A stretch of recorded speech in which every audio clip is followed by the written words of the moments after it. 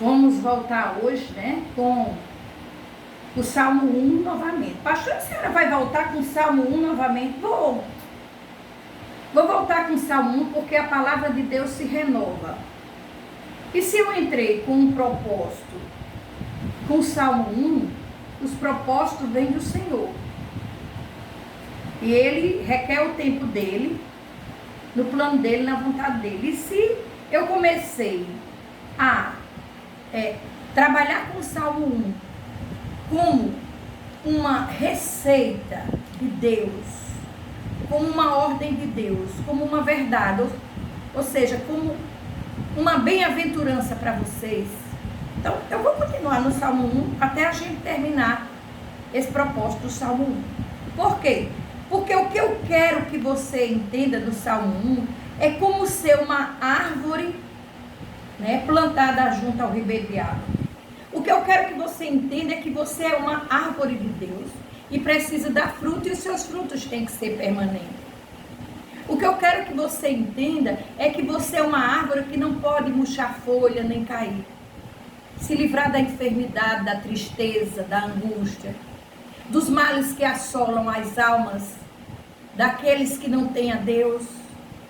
O que eu quero que você entenda é que você, para ser essa árvore e tudo quanto fizer prosperar, ele diz aqui, que eu vou repetir, pois será como uma árvore plantada junto a ribeiros de água, a qual dá seu fruto no seu tempo, as folhas não cairão, e tudo quanto fizer prosperar. Ou seja, se você é uma mãe e anda conforme essa árvore, seus filhos ao seu lado vão estar bem. Tudo dentro da sua casa vai prosperar, ou seja, tudo vai caminhar bem. Por quê? Porque você é regada constantemente com a palavra de Deus. Você anda com a palavra de Deus, você anda pela palavra de Deus, você anda na palavra de Deus. Tudo que você faz, você usa a palavra de Deus.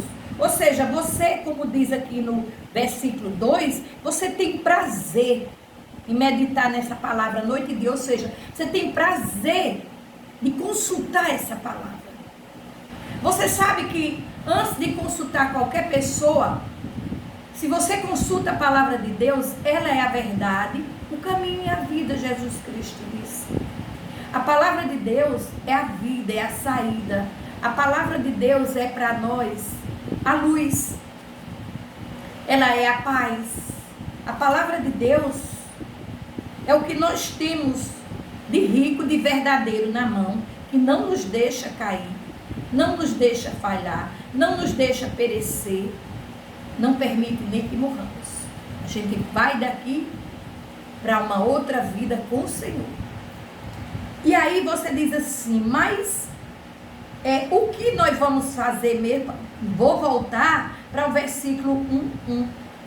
O homem que não anda segundo o conselho dos ímpios, nem se detém no caminho dos pecadores, nem se senta na roda dos escarnecedores ou na mesa dos escarnecedores. Eu vou dizer a você que nós já sabemos como é conviver com o ímpio, que nós não podemos fazer o que eles fazem, nós não podemos andar com aqueles que cometem pecado, porque senão nós vamos cometer tais pecados e aí nós não vamos prosperar, nós não vamos ser felizes nem bem-aventurados na presença do Senhor.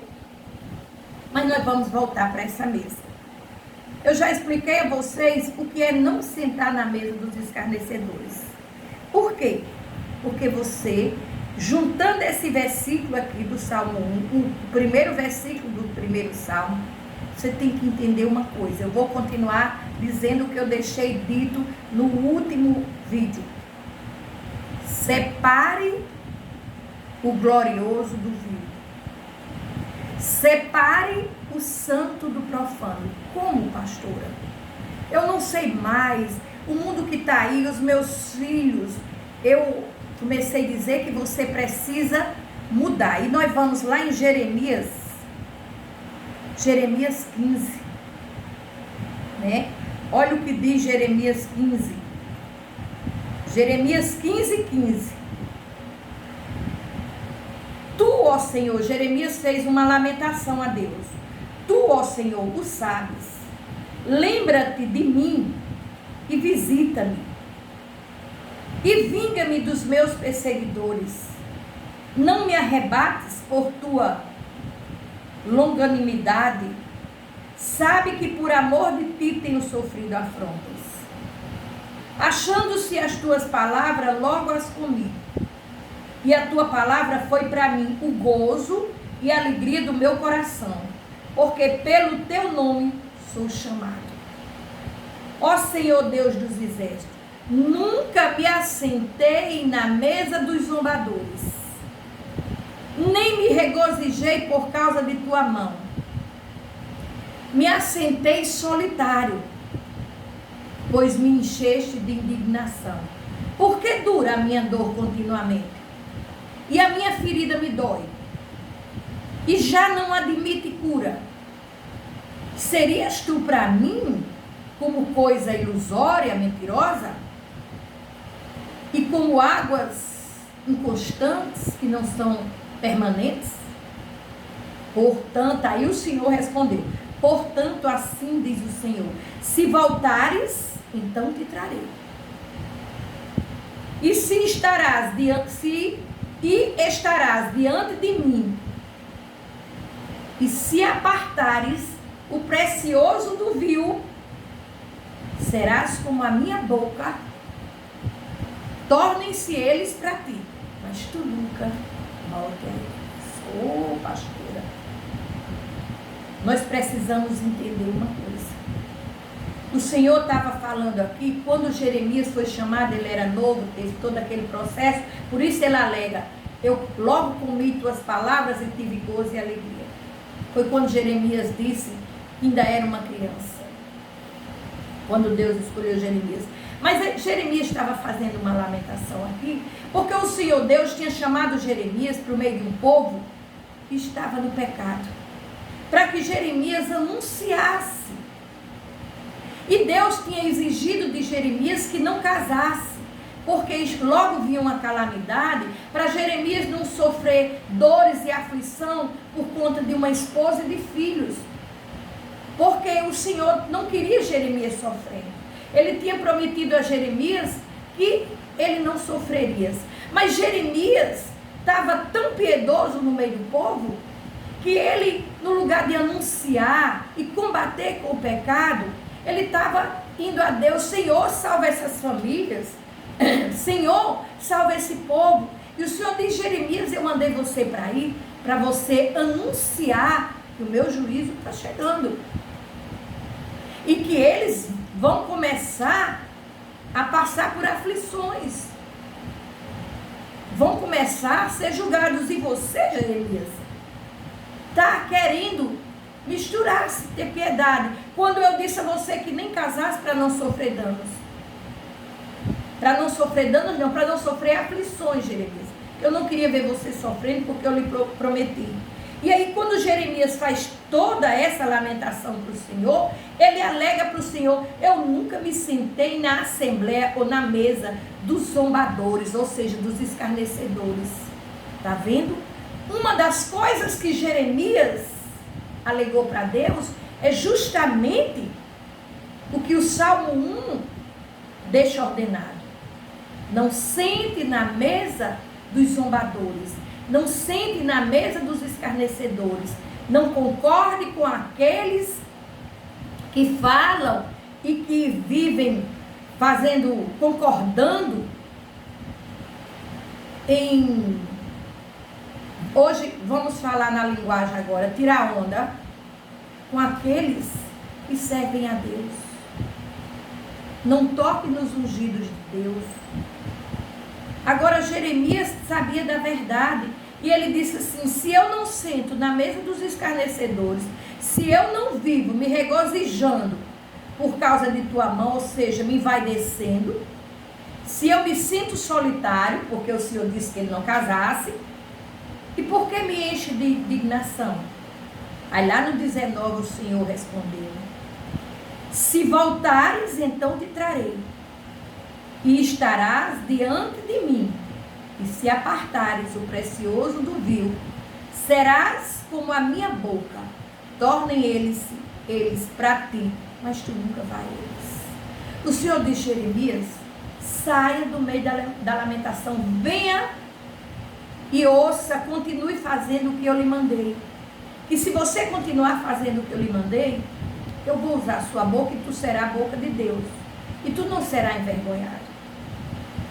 Mas o Senhor ainda disse mais. O Senhor colocou uma condição. Se tu voltares, ele não era obrigado a voltar. E se apartares o precioso do vil, ou seja, o que é santo do imundo, do sujo, o que é da terra e do céu, como eu expliquei para vocês no outro dia. Ele diz, se tu apartares isso, serás como a minha boca. Torne eles-se para tu e tu nunca volta a eles. Quantas vezes nós não damos testemunho de mãe de Deus, de esposa de Deus, de pai de Deus, de homem de Deus, de filhos de jovem de Deus, de namorado de Deus, de namorada de noivo, de vizinhos de Deus, de amigos de Deus, né?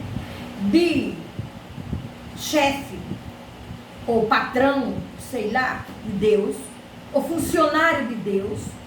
Sabe por que nós não damos esse testemunho? Porque a gente ainda não separou o que é santo e o que é profano. O que é profano, pastor, é o contrário das coisas santas, são os profanos. O contrário de limpo não é o sujo? O santo é o perfeito, o abençoado. O profano é o maldito. O santo é o que me traz salvação, o profano me traz condenação.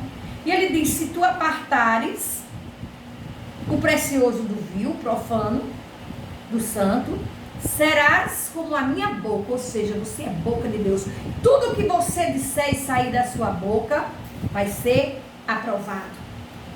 Você pode usar a minha boca e as pessoas vão saber que é a minha boca na tua boca. Vão respeitar. Venha a eles a tu, mas tu nunca volta a eles. Ora, se eu tenho uma amiga e toda hora eu sigo ela e nunca conquisto ela para me seguir, então eu ainda não separei o precioso do vil. E está mais fácil eu voltar para o caminho dela do que ela vir para o meu. Porque na verdade, se nós somos testemunhas vivas do Senhor, é eles que têm que vir a nós. Nós nunca vamos a ele. Porque de lá nós já viemos. Vou continuar dizendo isso a você. De lá nós já viemos. E ninguém vai vir obrigado. As pessoas vão vir conquistadas pelo seu testemunho. As pessoas vão vir conquistadas pelas suas bênçãos. Elas vão olhar para você e vão ver você uma pessoa abençoada, uma pessoa bendita, uma pessoa próspera, uma pessoa feliz. Mesmo que você tenha aflição, mas de tudo é protegido. Pastor, é sim, já vi muita gente voltar ao que era. Sabe por quê? Porque não teve testemunho em casa. Então a impiedade venceu. No dia que ele foi chamado a servir a Deus como pai, ou como mãe, ou como irmão, ou como filho, ele não permaneceu, ele não prevaleceu no Senhor. E aí a impiedade venceu. Ele não teve testemunho para dar e alegaram: o que é que você está fazendo lá?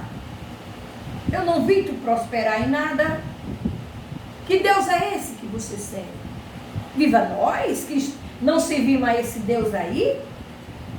Carrega um texto, carrega uma imagem. Olha aqui a gente. Sabe por quê? Não esqueça, e eu vou repetir. A maldição sem causa, está lá em Provérbios 3, 2. A maldição sem causa não se cumpre. Toda maldição tem uma causa. Não há maldição sem causa. E não vem de Deus, vem do homem. E não vem de Deus, vem de mim ou de você. Então não adianta dizer: ah, mas eu deixei, eu voltei a pecar, eu fiz isso porque fui atentado. Não. Você não foi um bom testemunho de Deus. foi uma carta escrita. Você não conseguiu ser luz no meio das trevas. Você não conseguiu mostrar que você era uma nação santa, escolhido por Deus, eleito por Deus. Você não conseguiu atender ao chamado de Deus. Sabe por quê? Porque você não se arrependeu.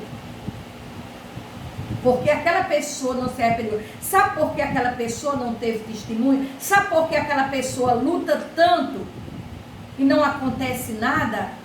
Porque não foi transformado.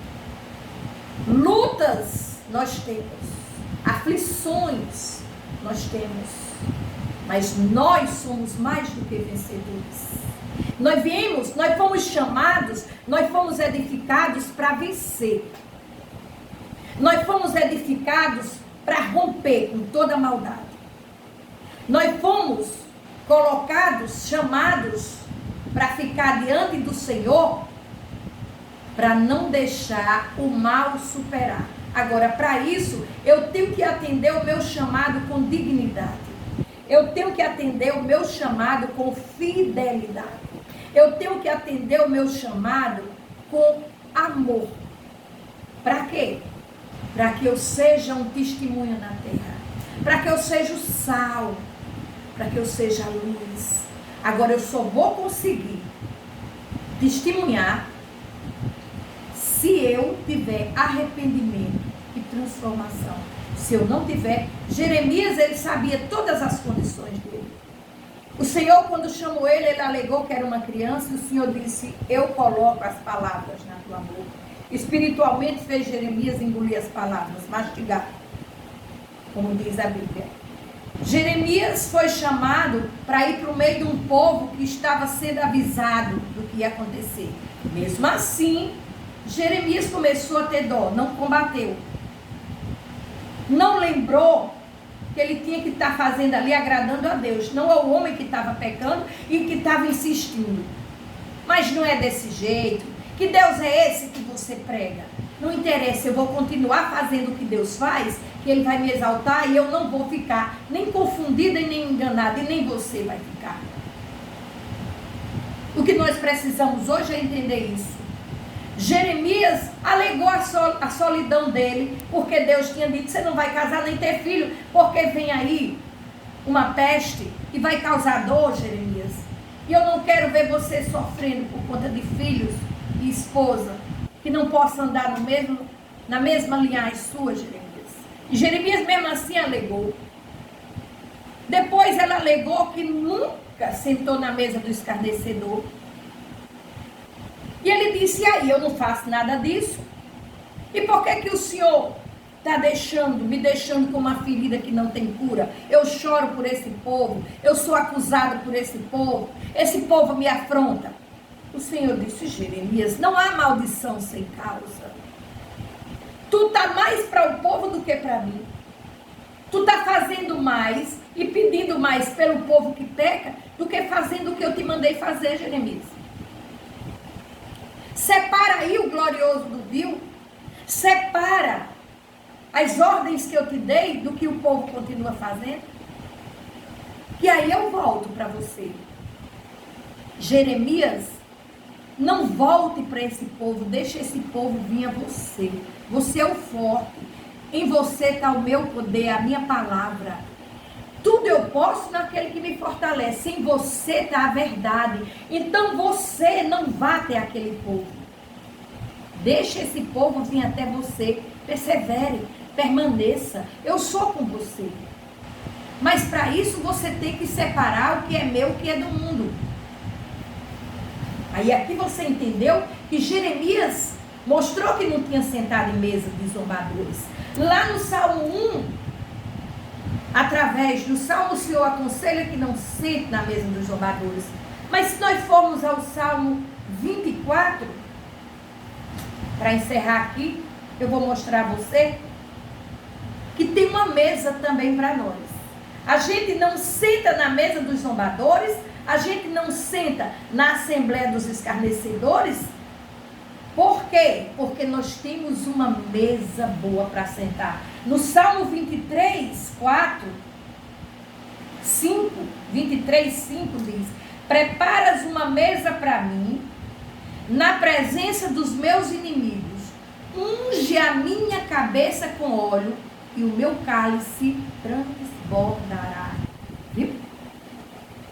Quer dizer, nós não podemos sentar na mesa do escarnecedor, porque o Senhor ordenou: não sente na mesa do zombador, não sente na mesa do escarnecedor, que tu serás bem-aventurado. Como?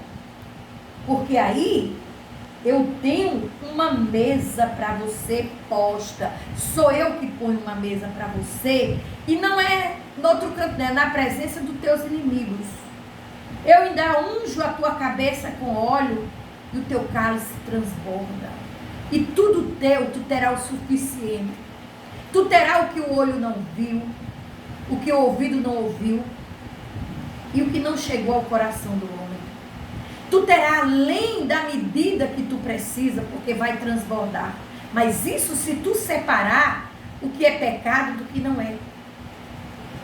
Se tu separar o que é precioso do santo. Só para fechar aqui com você, nós vamos ter que entender uma coisa. Se você vir o que Adão fez. Adão fez tudo aquilo, pecou, ele era consciente ou ignorante? A Bíblia diz que não leva em conta o tempo da ignorância. Adão era consciente. O Senhor ordenou a ele: não coma dessa árvore. Judas era consciente ou ignorante? Era consciente, andou 3 anos com Jesus no ministério de Jesus. Pecou consciente. Sansão era consciente ou ignorante? Sansão era consciente. A mãe dele avisou que desde o ventre dela ele já tinha o chamado. Ele era o Nazareu. E aí? Ele teve com uma prostituta, ele fez tudo errado. Fez consciente.